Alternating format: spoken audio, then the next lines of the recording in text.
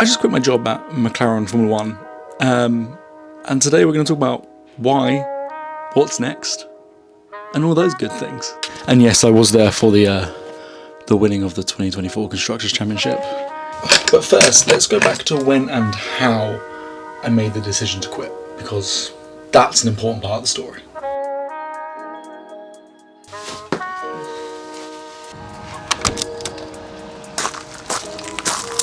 I never actually use this ACF 50 stuff, but I've been recommended it to help prevent corrosion in the grim winter wet months. So let's see if this actually works. I love this thing. Picked this up in December. Some could say it's a little leaving present to myself. She's a little bit dirty. This is actually my first big boy motorbike. Any bikes out there got any advice for proper maintenance and everything, please let me know. So I was with McLaren for 2 years. I was actually with McLaren for 3 years prior to that. That's another story for another video. But I was with McLaren in the Formula One race team for the last 2 years, from November 2022 to December 24. Left at the end of December, and as of this month, as of January 2025, I start a brand new adventure. You know, every time I just look at this bike, I want to go out on a ride, but it's just a bit damp and grim still, so maybe not. So I spent 2 years as part of the Formula One team, as I say. During that time I did 40 events, so I had quite a busy 2 years, considering the season runs March till November normally. This last season did run on to December. It was the longest season in history, and if you watched it, you'll know that McLaren won. So I was there in Abu Dhabi to witness the 2024 Constructors' Championship win, which was insane. Like, words, I cannot describe the atmosphere in the garage, the atmosphere during the testing afterwards. It was insane. It was amazing.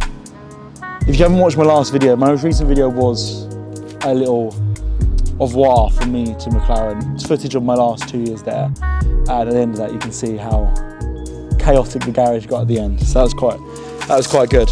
I suppose one of the key things I want to mention is that every job comes with its pitfalls and its issues and its problems. I'm not saying they're the reasons I left, but I just want to, I think everyone looks at it and it's like, it's the pinnacle of motorsport and it's incredible to work in, don't get me wrong, but there are still day-to-day things, as with any job, that will grind on you and will get you down and they'll bug you. That being said, I reckon I could have done it for another few years if I wanted to, but I didn't want to. So the moment I knew I wanted to leave, if I'm completely honest, it was a lot earlier than people think. I knew I wanted to leave definitely at the start of the 2024 season. And I'd argue earlier, to be honest. And the reason I argue that is actually earlier than that is because when I joined, I was actually in the process of doing what I'm now left to do. And I had to put that on hold. I quite quickly realised during 2023, when I hit burnout in the 4th or 5th month of the year, I couldn't do both. It was either that job or build the life I want to build, which is what I'm going to be doing now. I couldn't do both at the same time. So I had to put that on pause. And I'd be lying if I said that didn't grate on me a little bit.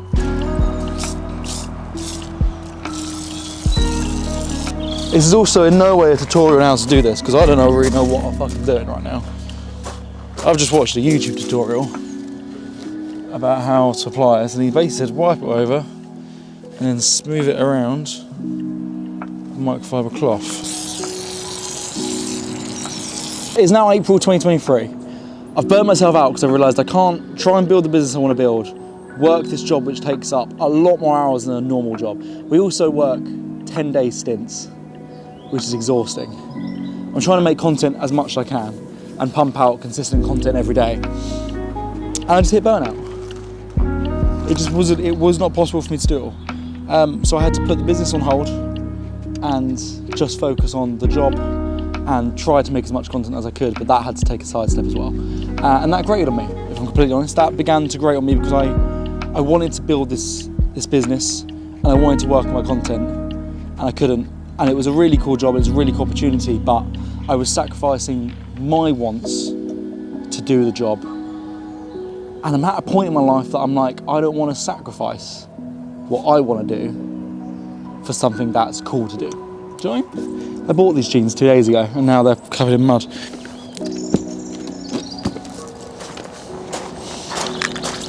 So we then carried on the rest of 2023, and if I'm honest, I basically just sucked it up. It was a really cool opportunity that I wanted to be doing. And so the sacrifice of having to put what I wanted to do on pause, because I knew that wasn't the end of it, I'd come back to it. Putting it on pause to then come back to it wasn't too bad of a deal. But then when it came to the start of 2024, and the same testing we went through, the same events I started going to, and the newness of it all had worn off, I had an inkling that this might be the last year. So, 2024 starts. I've started to realise that this is going to be my last year. Or I'm starting to have an inkling that this might be my last year. What do you then do? When you're sat in a job which everyone around you, all your friends, your family, and even random strangers that you meet, and you get chatting to them, and they think this is the coolest job in the world. You've told them how you feel and how, burnt out you are and all this sort of thing, and that you can't do X, Y, and Z, but not many people see past the title of the job. It's really difficult to try and decide what to do when what you want is completely different to 99% of other people. Or what they think you should do. And that was the point I was at the beginning of 2024. And I think I knew then in my gut that it was going to be my last year. And I actually wrote in my notebook in Bahrain 2024, this will be my last year in F1. But then when I started to drop hints about it, it was very much, well, no, why would you do one more year, da-da-da-da. And it was all very conflicting and confusing.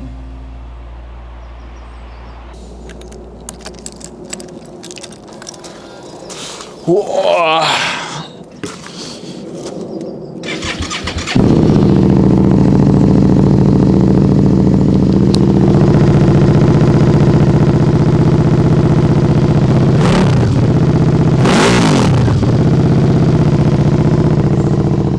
I love this bike so much. So what do? I was inspired by some people very close to me who at the start of last year took the leap to doing their own thing and building their dream life and following what they wanted to do and taking that leap. And I decided that I would spend as much 2024 as I could setting myself up so that I could do the same. So I set myself some goals in 2024, which I knew that if I did leave, I'd be in a financially worse off state for at least a short period of time. So I should do the things that I want to do then. So I got my full bike license and I bought a big boy bike.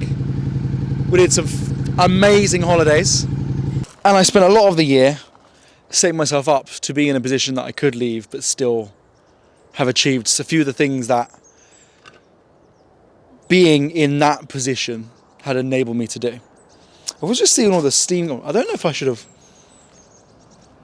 Oh, it's probably all the liquid dissolving off of the inside, I guess. Maybe I should have turned that on after putting the stuff on it. Oh well, we've done it now, haven't we? 2024 came and went. It was an insane year. And obviously, if you followed the F1 season, we got better and better throughout the season. The end of 2023, we were like, oh, we've got some upgrades going on here. 2024, we followed suit.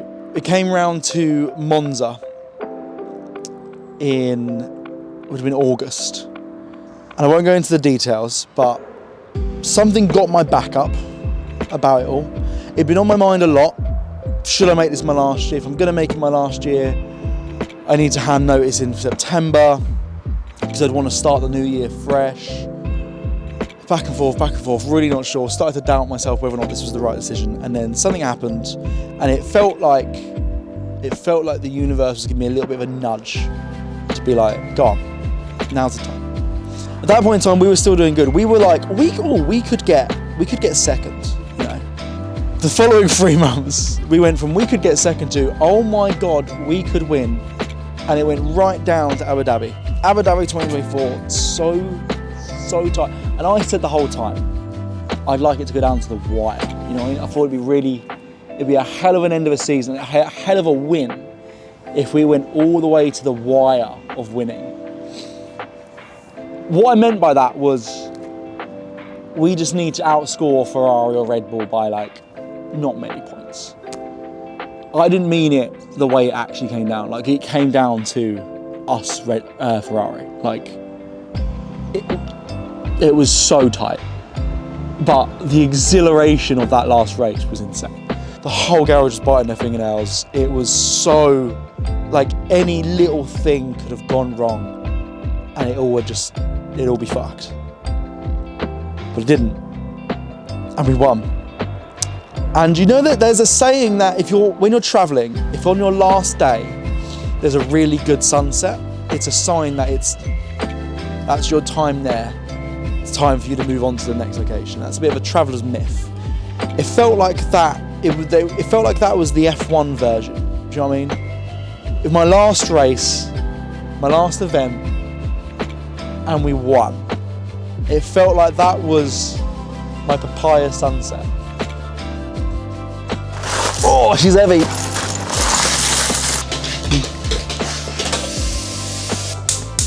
They're not the best beans, I'm not gonna lie to you. But they do the job because I had no beans.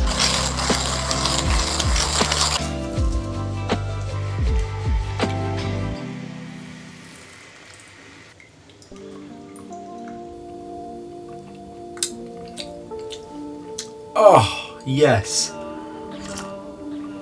Honestly, yes. Big fan of that. Now, if you don't actually know me, if you're just watching this video because you're interested in F1, my name's Luke. Nice to meet you, first of all. I used to work in F1. I'm about to say what I'm going to be doing next. But I'm a photographer and videographer. I've been on YouTube for this is my 5th year now. Started in 2020. I've been doing photography for the best part of, how old am I? 15 years now. During that time, specifically last year, I took this photo here. I'm trying to get like a minimal glare on that.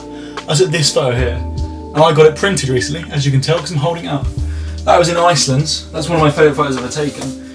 I also took this one earlier this year in Japan, and this is where I'll give the credit to the job. This one, I will never in any way discredit the amazing 2 years that I've had. The only reason I was able to go here was because of that job. Because I was doing the Japanese race straight onto the Chinese race, and there was a week in between where I was able to take a holiday. This one over here, and this one up here, like sort of like that. I need a tape measure and a level, really, don't I?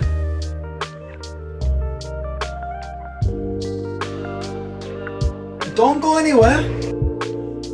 So basically, in 22, I was travelling. I was on the road in Asia for the majority of that year. And during that year, I was like, I want to make travelling full-time doable. But my content creation isn't kicking up enough, and I don't like the idea of relying on other people finding me relevant enough to be my main source of income. So how can I make some money whilst travelling? I know what I'll do. I'll set up a digital media agency. I wanted to build out a team of people to then be the team that rules all. As I say, quite quickly realised by April 2023, I couldn't do it at the same time as I was doing the McLaren job. I did burn out. One of the good things about that burnout is it happened right as I got to Australia for the Australian race. During that, I went on a road trip down the Great Ocean Road, and I just bought a fresh pair of running shoes whilst in Australia. White running shoes. And me being an idiot decided to wear them as my only pair of shoes for the road trip. They got horrifically dirty. I slipped into a waterfall. They got like wave fucking hit me when I was on the beach. They got so dirty and so grubby. And just to make myself feel better, I came up with a little slogan, which was, people with dirty shoes have stories to tell. And that sparked a new idea. And that's an idea that's been in my head since then. And the whole of 2024, I've been working behind the scenes to do something with dirty shoes. And so right now, I know what you're thinking. You're thinking, Luke, what are you on about? You were talking about building out this media agency, and now you're talking about something to do with like people with dirty shoes, of like they want to tell other people these things. That you're like, get to the point. I know. I'm getting there. Oh no! You smart the wall up top. There you go. That wasn't as painful as expected. Idiot. Oh, but this looks good. Look at that.